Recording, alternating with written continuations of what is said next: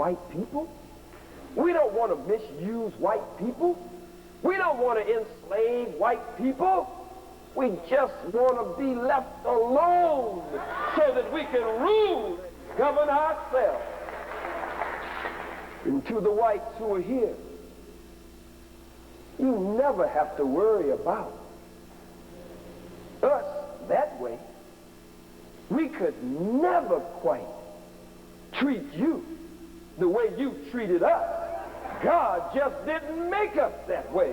It's just not in us. It's not in our nature. It's not in our heart. It's not in our soul. We could never treat you the way you've treated us.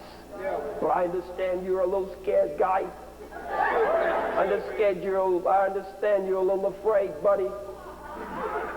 Bill, Jill, Cindy, Kathy, Amy, Heather.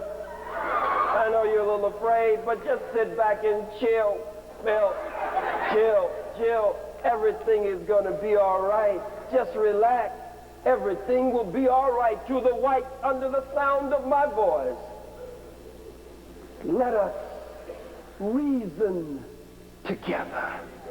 Let us, as the Bible says, reason together. We hear your story all the time. When we turn on the radio, we hear your story, your history. When we go to the movie theaters, we see your story, we see your history. When we go to pick up a textbook or a book from your library, we hear your story. Tonight we ask that you will just be patient with us, and if you will just reason with us, and if you, as you sit here, will listen to us, because we hurt, we have pain, and you must be knowledgeable and aware of that pain. You say you want to build bridges. If you want to build bridges between the races, then the infrastructure of that bridge must be built, and it must be structured on truth, on justice, on equity, on fairness. There is no other way. Let's look at it. The role and responsibility of the black student in preparing for the 21st century. You've called me a hater. You've called me a racist. You've called me a bigot. You've called me an anti-Semite, and my spiritual father, leader, teacher, and guide, the Honorable Minister Louis Farrakhan. You've compared us with Hitler. You've compared us with David Duke. I'm embarrassed. I'm much more handsome than David Duke and Adolf Hitler. And my thinking and the thinking of my spiritual father is nowhere near Adolf Hitler, nowhere near David Duke. Let's reason together. To the young whites who are in the audience, you did not put us in slavery. To the young whites who are here, to the whites who are here, you did not lynch us, rob us, and rape us, and rob us of our names, our language, our religion, our culture, our God, our folkways, our mores, our norms, and rob us of the very power of our own being. But we must challenge you here tonight and ask you the question, are you any better than your fathers? Are you any better than your forefathers and your foremothers? We cannot accept you saying it from your mouth. You must not say better. You must do better. Because when you know better, you must show better. And so if you are a different generation, if you have changed, then we should be able to dialogue. We should be able to discuss. We should be able to reason together. To the young Jews who are here tonight, Some evil, smart, crooked deceivers from behind the scenes have whipped you up into a frenzy and created a firestorm of madness and controversy, and you have not looked carefully into it. You must be critical thinkers, critical analyzers. You must weigh this thing. We never go to a Jewish meeting, the followers of the Honorable Minister Louis Farrakhan. We never go to a Jewish meeting and stand outside of your meetings, harassing and haranguing the crowd that's coming in.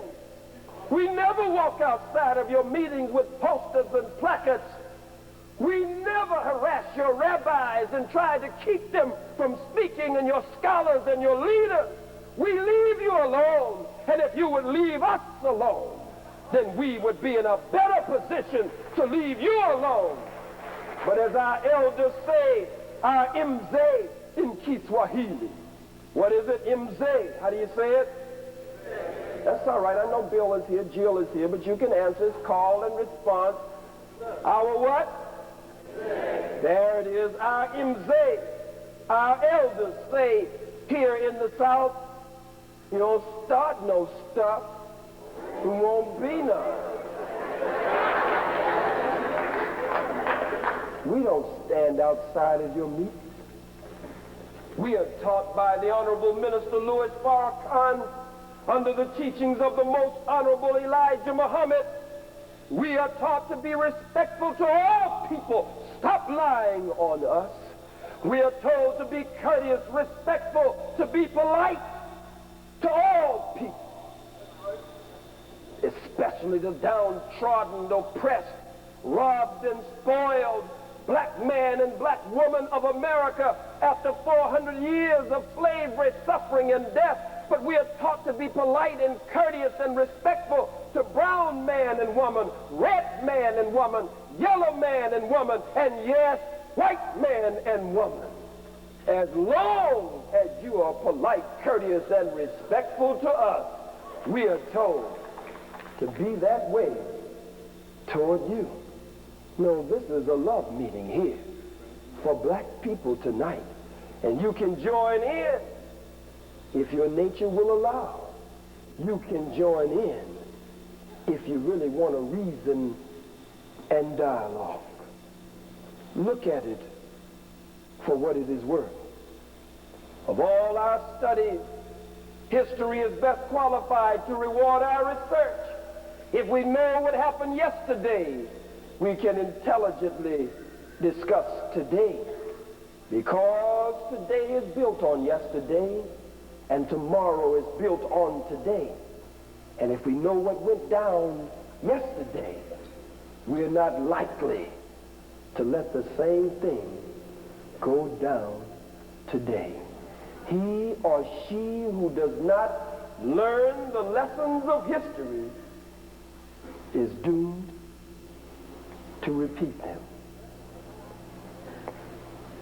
To the young Jews and other Jews who are present, and whites in general, we don't desecrate the graves of your loved ones.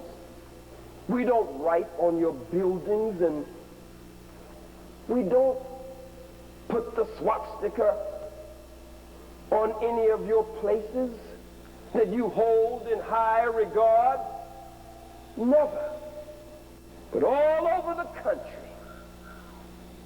I heard the call at King College. I was in a war posture at King College. Never do we go out to attack anyone, but we believe in self-defense. Our God, according to the Bible, according to the Holy Quran, does not give us a way to be the aggressor in word nor in deed, but we are to defend ourselves against those who fight against us in word or in deed. Bear with me for a few minutes. All across America,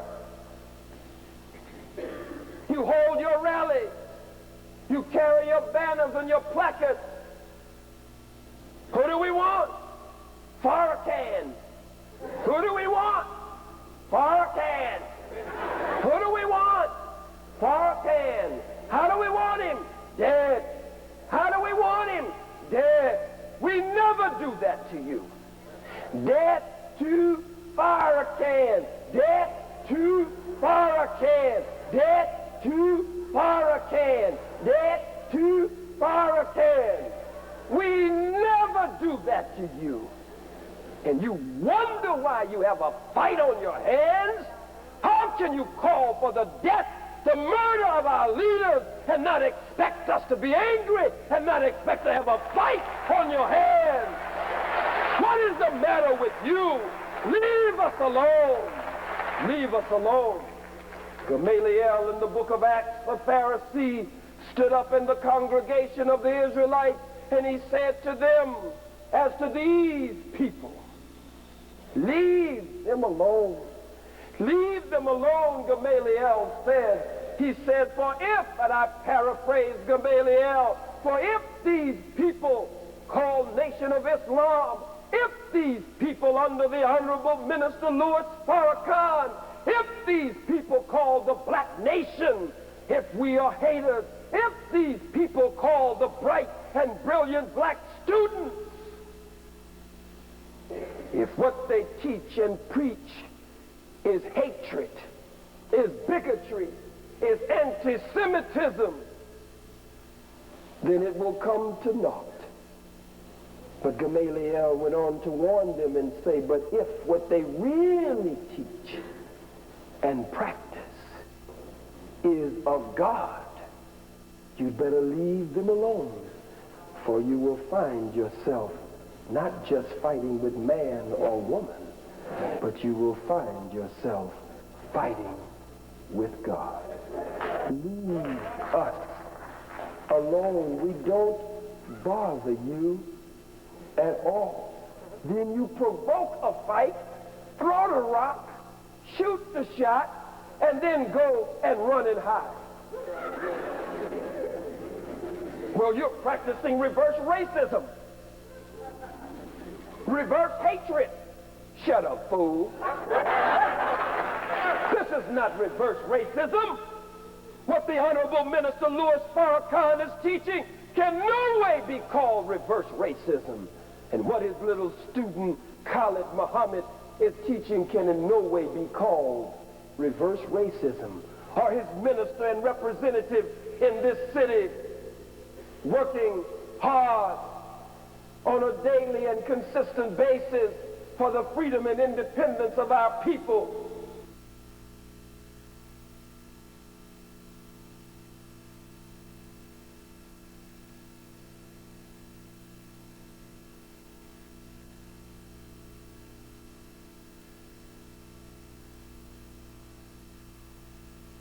I didn't know how long